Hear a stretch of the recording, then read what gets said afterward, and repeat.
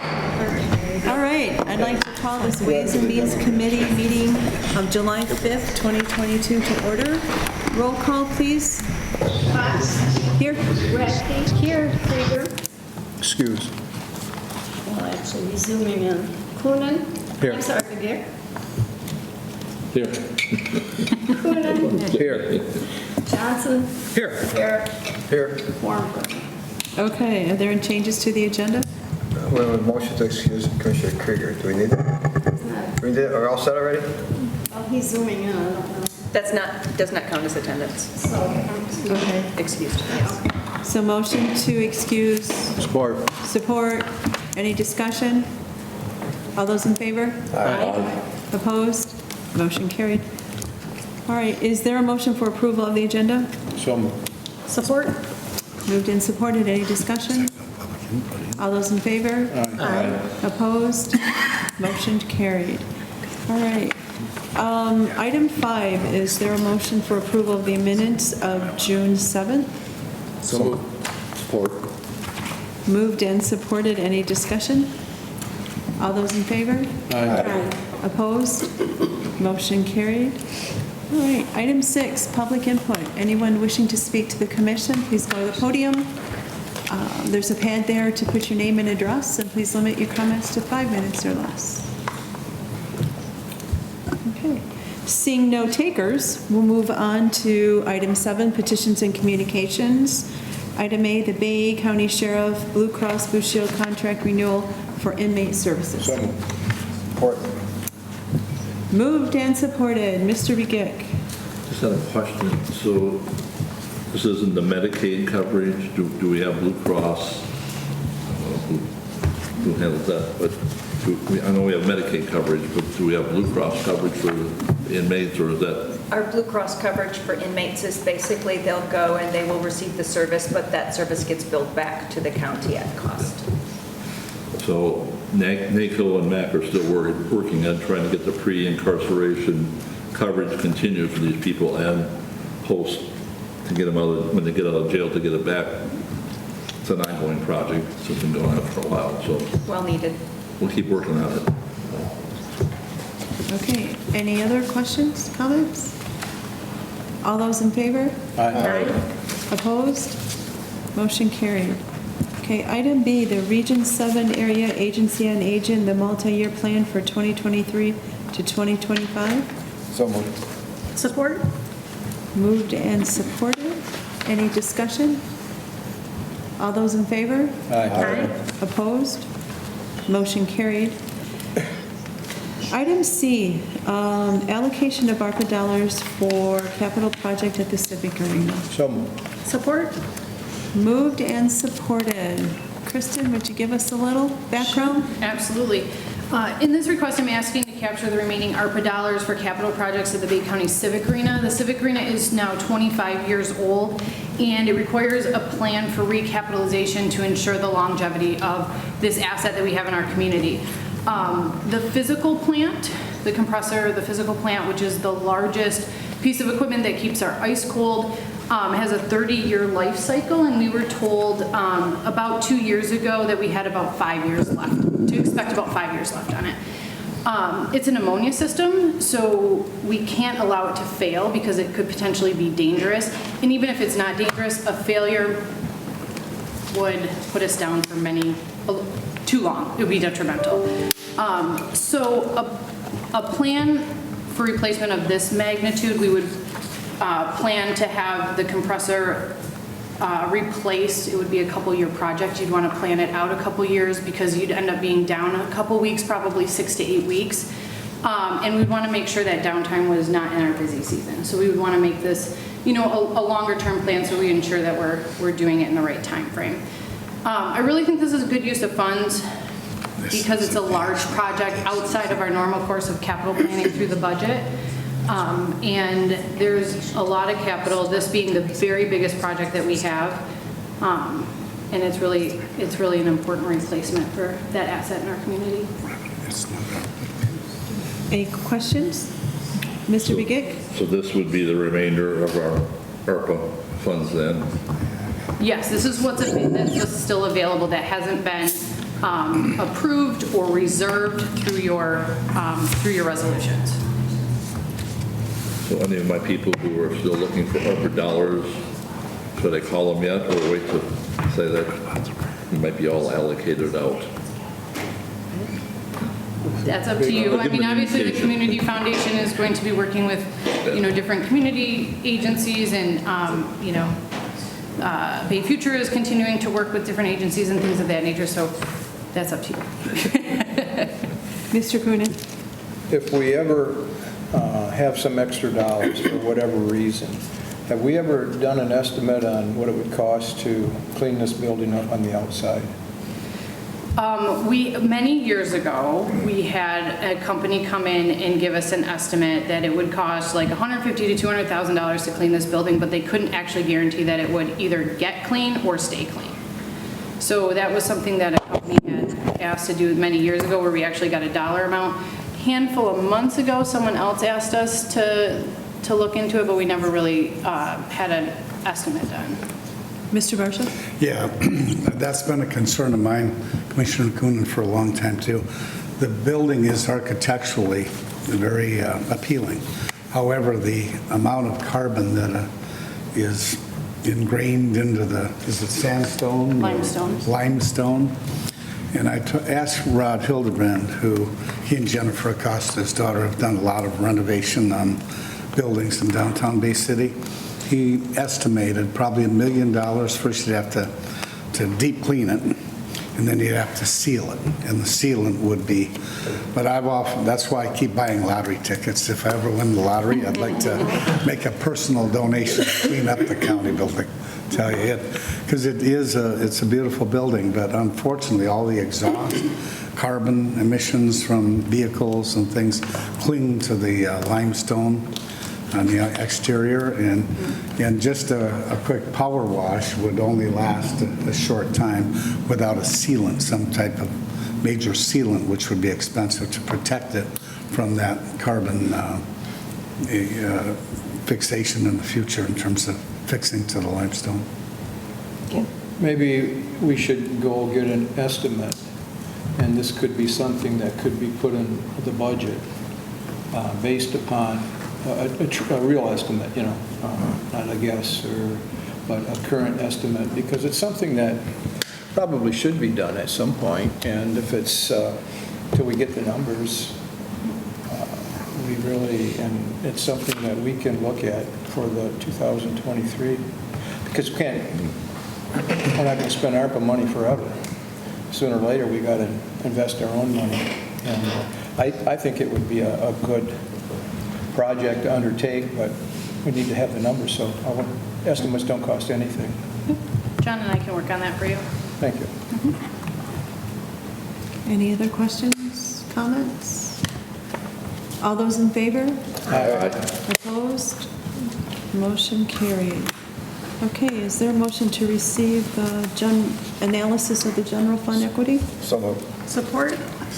Moved and supported. Any discussion? Mr. Bigot? Just want to note the increase for the flags for the veterans has been increased to the 2,500 that we had voted on before. So, Okay. Yeah, budget. Any other comments? All those in favor? Aye. Opposed? Motion carried. And then a motion to receive the update of the Executive Directive 2007-11. So Support. Moved and supported. Any discussion? All those in favor? Aye. Opposed? Motion carries. Okay, item 3. Is there a motion to purchase around-the-clock healthcare services, 5-year contract? So moved. Support. Moved and supported. Any discussion? All those. Yeah, I guess- Mr. Coonan. Yeah, I was looking at this, and then under the economics, it says the amount for medical services has increased a minimum of 46%. What does that mean? I mean, I know what 46, a minimum from the last contract with an annual increase of 1% a year. That's kind of a different Shocking. number. Can I get an explanation on that? Yes, I can help you with that. I posed the same question. Why did it go up? And it's what we're seeing with most of our bids and most of our services that we are trying to contract with. It is trying to get people, it is trying to get goods and services. Our healthcare has gone up for this, and the 1% was something we had in the last contract as well, 1% per year increase. What concerned me was the large bump. And when I asked her to please clarify, she mentioned it was pretty much what I had stated earlier. The environment has drastically changed since 2015. Combination of nursing and physician shortages have increased the pay rates. Dramatic impact of COVID on the medical community, and medical professionals are now demanding a higher rate due to shortages, facilities, and meeting that demand. Well, and that's fine, but when it says a minimum of 46, does that mean it could be 75% or? Right now, it's a minimum of 46. I didn't calculate. First year, it's going to be a 46% increase, and then you add the 1% to that. So that's why I said a minimum, because the first year is a 46% increase, and then we're locking in for only 1% increase per year. So the second year will be the 46 plus 1, 46 plus 2. Now, had that gone out to a competitive bid? Or? Yes, it did. It did. Unfortunately, this is a pretty specialized field, and we only had one come back. That's what we're finding on juvenile home and the jail. It's a very specialized field, so you don't have a lot of people. Okay. Any other questions? All those in favor? Aye. Opposed? Motion carried. Okay. Item 4, the juvenile home door replacement. So moved. Support. Moved and supported. Any discussion? Mr. Johnson? There were 2 bids on that one. Is that right? When I read through that? Yes, 2 bids, 2 vendors. Yes. And unfortunately, where I was when I read this, I couldn't get, but I probably could have sent you a text and you could have gotten it. But is there any way you might be able to send me what the other bid was for that? Francis Brecken, Chair. The other bid came from Granger Construction.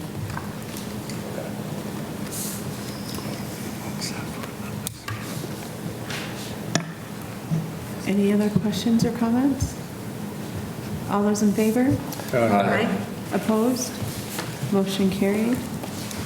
Item 5, the out-of-state travel request for a conference in Nashville, Tennessee. Support. Moved and supported. Any discussion? All those in favor? Aye. Opposed? Motion carried. And then item 6, the amendment to the Board Resolution 2022-14 adopted on January 18th of 22 regarding the ARPA appropriation to the Bay Area Community Foundation. So moved. Support? Moved Wait, and hold on. I have a question.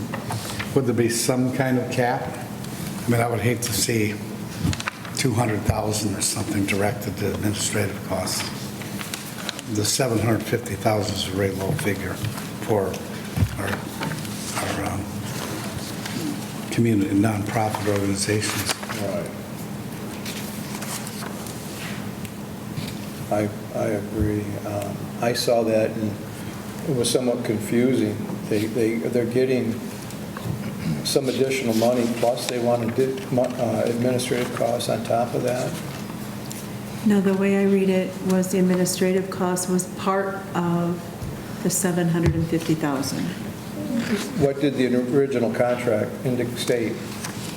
The original was 37.5 in addition to. 37.5, and they want 200? No. We don't know. They're not saying. Yes, If I may. please. So I've been involved in the discussion and drafting the contract, and Diane Fong from the Community Foundation is here as well. So the $37,500 was originally allocated as administrative expenses for granting and distributing the $750,000. We are running into an issue where we need some technical guidance. The Community Foundation needs some technical guidance on eligible expenses for nonprofits, because each nonprofit is going to have a different project and different nuances that come with that project. And if the county is going to okay all of those eligible expenses or not, we're going to be spending an inordinate amount of our time, as well as potentially negating any liability protection that we have in doing that. So we're asking them to engage their own professionals. So they would like to create a technical assistance grant to help guide them and the nonprofits through this process to make sure that all the expenses are eligible expenses, to maybe help navigate, ask some of the questions that the ARPA guidelines require. So I think a cap is perfectly acceptable. How much? Any ideas? Diane has recently talked with, I don't have a quote, but I would think 25,000 would be ample. In addition to the 37.5, right? Yep, so this really, we're viewing it as technical assistance for the nonprofit partners. So the way the contracts are written, all the liability and the indemnification is flowing down to the nonprofits. So if we award a grant and then we find out that there has been some type of discrepancy with what the guidelines that are still changing from the federal government are, we want to have some protection with the law firm that has said these are allowable expenses. So we're trying to absorb some of the risk that the nonprofits are going to be having. We do not have any legal expertise on counsel, even that we have a retainer with. So we most likely would be contracting with someone who's doing this work in another community. So they would look over the grant proposals to Correct. make sure that it was usable in the way that they want to, so that way you would be covered and distributed it to them. After they've got it, then they would be liable if they didn't use it the way they did. Correct, correct. And I think the way I read it, we're looking at sort of a kind of a pay-as-you-go sort of thing. Correct. As the grants come in, how much time they have to spend, that will be how much money they'll be looking to allocate for those dollars. So you're hoping that it'll stay under 25,000. Correct. For those purposes. Mm-hmm. And if it were to go over 25, we could take it from our administrative fee. We are not making any money on this. Kim? So is the contract going to be specific and say 25,000? It's dependent on what this board passes in its resolution today. If you say that it's going to be capped at 25,000, then the contract will reflect what the resolution says. My suggestion would be to say up to. If we only use 10, then don't give us 25.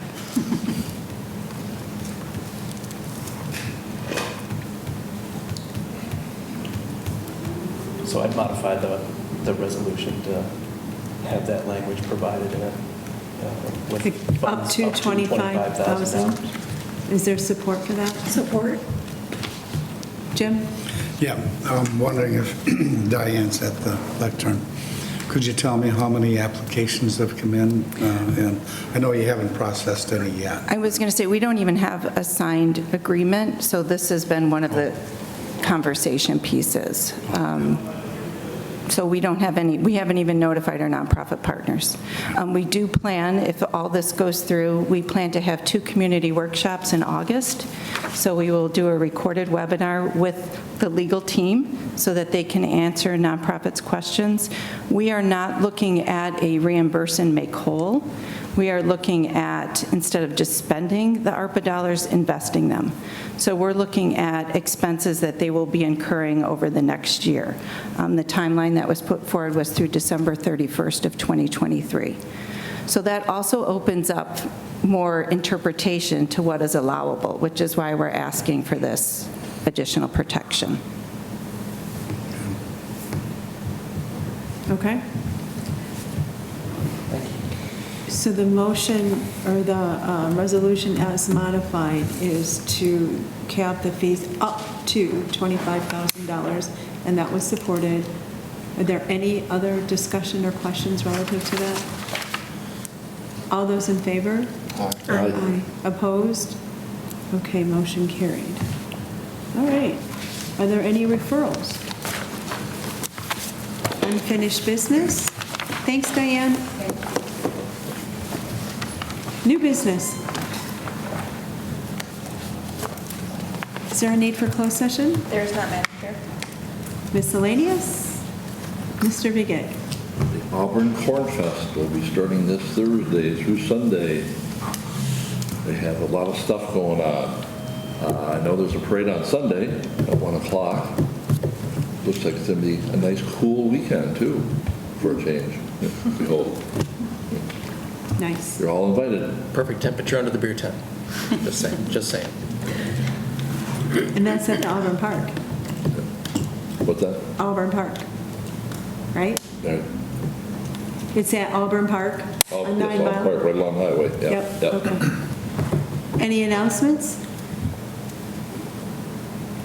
Not this time. All right. Is there a motion to adjourn? So moved. Moved and supported. Any discussion? All those in favor? Aye. Opposed? We are adjourned. Yeah, Saturday.